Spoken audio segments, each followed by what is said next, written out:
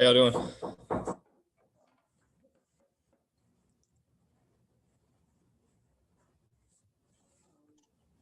I'm good, Nick. How are you? There we go. Hi there. Good. I guess what's the mood of the team at this point? One game left in the regular season, and then I guess sounds like everybody wants to go to a bowl game. Yeah, people were definitely upset after the loss, but Clawson's 24-hour rule. So now we're over it and we're on to the next one. But definitely felt like we left a little bit on the field. We fought hard, but after everything that went on beforehand with the plane ride and everything and not playing for a month, I mean, it was understandable, but still we wanted to perform better. But now we get to go out next week and just prove that we can be back to where we were. It's kind of a difficult balancing act, I would imagine, between wanting to play better, obviously, but then also keeping it in perspective that you guys hadn't played in a month. Clausen told us that you guys fell out of football shape in that time. Like that, is that kind of the struggle the last couple of days of keeping both of those things in perspective? Yeah, we were conditioning more during practice to kind of help us get back into shape, and it was honestly weird not playing because you get yourself into a routine of doing the same thing during game weeks, and to have it switch up like that, it was definitely weird. What did you do during that month? Like, what do you fill your days with? A lot of whenever we could, I was getting a lot of like operation work with Jacob and Murph, but whenever we weren't allowed to like be around each other, when we were kind of keeping our distance, I was either kicking by myself a little bit or getting an extra lift if I could. And honestly, at the time, finishing up finals. Hunter kind of touched on this a little bit, Nick, but you see teams across the ACC making decisions to go ahead and finish their season and go home for the holidays. Do you feel like that your teammates and you have decided that, yeah, you definitely want to participate in a bowl game? Is that something the team is fully supportive and behind?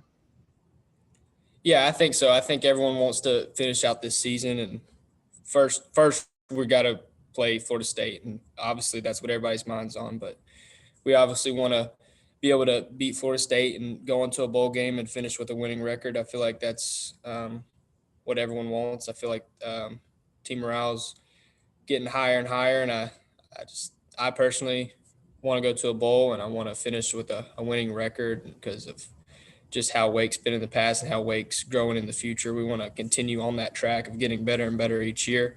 So, I definitely feel like everyone is excited and ready to go to a bowl. Nick, Wake Forest has been to 4 straight bowl games, something they've never done in school history, and apparently, it's going to be a 5th straight. Why do you think that is, that consistency? Where do you think that all comes from? And I think pretty sure you guys are 3-1 in those bowl games. Yeah, I think it comes from Coach Clausen and the coaching staff, and it starts with recruiting. I mean, they don't just recruit good football players; they recruit good people. And when they come in, they are ready to work. And they go to work, even if it's from starting or if it's playing on scout team. Everyone knows their roles, and everything goes into play. Do you think that helps in recruiting a little bit when you can say that, we've been to bowl games? I know that's what kind of a lot of the recruits like to hear. Yeah, I definitely think that helps with recruiting. I mean, when you can show the kids like all the cool gear and stuff that you get when you go to bowl games and the nice rings that you get when you win, yeah, I definitely think it helps whenever you're recruiting a young kid coming out of high school. Nick, how bad did the wind get Saturday, and what's kind of the key to kicking in those situations? Oh my goodness, the wind was terrible. It was absolutely terrible. I don't know if y'all saw on this, my second field goal, they couldn't even get the net up in the air. It was literally in a knot. But yeah, I walked you through what I had to do. So on the first one, the wind was a little bit of right to left, and so I aimed since I was on the left hash, aimed for the right post and let it kind of draw back in, kind of like a golf shot, if you will.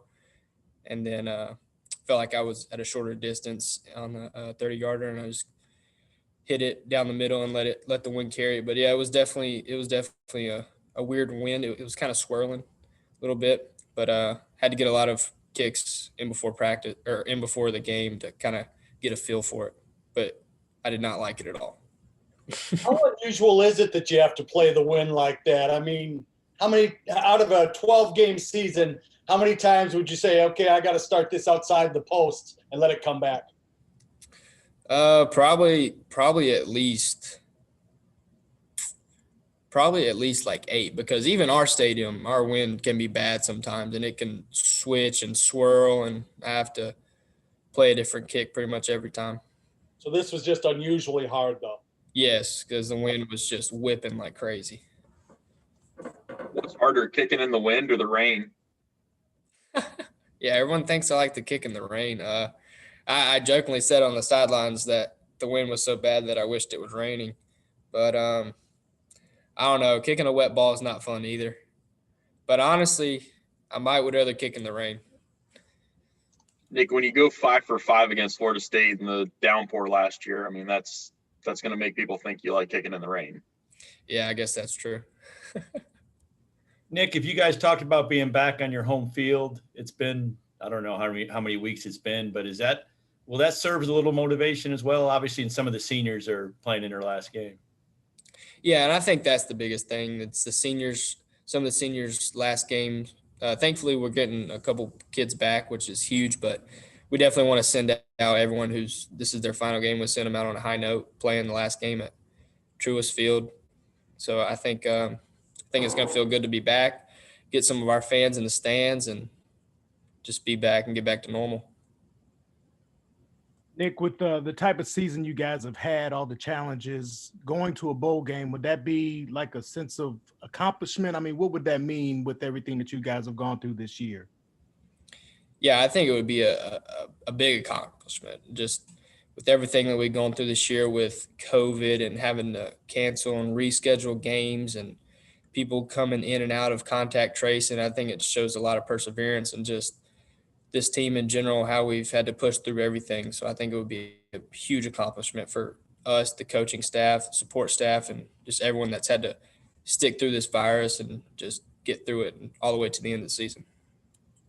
Nick, what's been the hardest part? I know you just mentioned a bunch of stuff you guys had to go through, but in your mind, when you look at the whole team, what's been the hardest part, you think? With the virus? Yeah. I guess just not being able to be around each other as much outside of practice. Cause I mean, normally like after practice, you go get some lunch with your buddies and like the team hangs out and does stuff outside of football. But I mean, we haven't really been allowed to do that. I mean, we're all in a hotel now and we're supposed to stay in our own rooms. If it was normal and we were all in hotels, we'd probably be hanging out, watching movies, playing video games, but that just can't happen. So it's definitely different this year. Nick, I know you're usually pretty up to speed on other kicking situations around the country, so I'm curious what your thoughts on Sarah Fuller was at Vanderbilt. Yeah, I thought it was awesome. I thought it was really cool. I have a little sister, so it's pretty cool. She can see that and see, like, look at that. You could do what your brother's doing. I thought it was awesome. Were you out there trying to explain to people that the squib kick was actually what she was coached to do and it wasn't just a bad kickoff?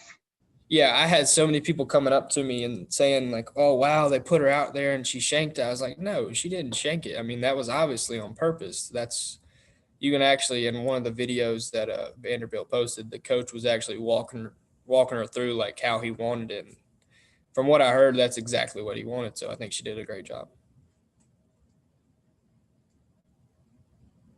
So does your sister want to kick like you now? Did the process work?